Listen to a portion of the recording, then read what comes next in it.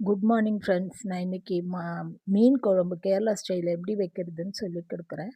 இஞ்சி, பச்சை மிளகா, கருவேப்பிலை, வெங்காயம் போட்டு நல்லா ஃப்ரை நல்லா வணக்கிக்கோங்க.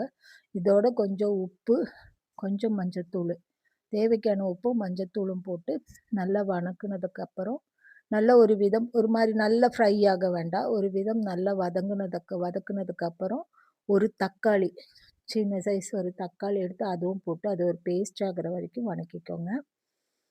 நல்லா வணக்கிட்டு ஒரு 1½ ஸ்பூன் மிளகாத்தூள், வெறும் மிளகாத்தூள், வர மிளகாத்தூள் போட்டுட்டு அதையும் நல்லா ஃப்ரை பண்ணிவிட்டு கொஞ்சமாக அளவுக்கு தேவைக்கான அளவு தண்ணி ஊற்றி நல்லா கொதிக்க விடுங்க. இதோட கூடி ஒரு சின்ன மாங்காய் துண்டையும் போட்டு நல்லா வேக வச்சுருங்க. இந்த குழம்புக்கு நம்ம புளி போடுறதில்ல, மாங்காய் தான் புளிப்பு. அப்புறம் நல்லா கொதித்ததும் மீனெல்லாம் எடுத்து போட்டு மீன் நல்லா வெந்ததுக்கப்புறம் தேங்காய் அரைச்சி இதில் ஊற்றிடணும். தேங்காய் அரைச்சி நல்லா ஊற்றி நல்லா கொதித்ததும் இதில் சின்ன வெங்காயம், கடுகு போட்டு நல்லா தாளிச்சிடுங்க. தாளித்து இதில் ஊற்றினீங்கன்னா இந்த குழம்பு அவ்வளோ டேஸ்ட்டாக இருக்கும். தேங்காய் எண்ணெயில் தாளித்து கொட்டினீங்கன்னா அவ்வளோ டேஸ்ட்டாக இருக்கும்.